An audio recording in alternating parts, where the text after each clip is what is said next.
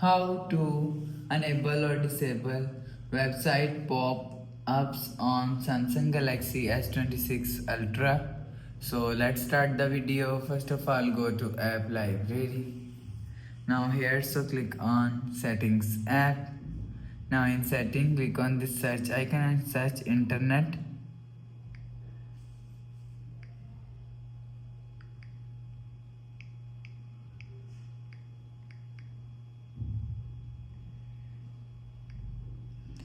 Click on internet.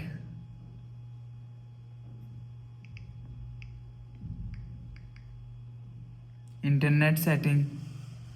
So you will see internet setting is here. So click on internet setting. Scroll down and click on privacy dashboard.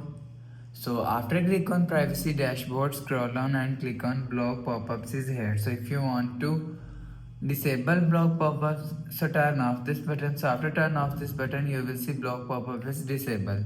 So if you want to enable block pop-ups, so turn on this button. So after turn on this button, you will see block pop-up is enabled.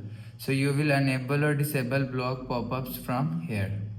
So after the process, go back to home screen, refresh phone. So that's how you can enable or disable website pop-up on Samsung Galaxy S26 Ultra.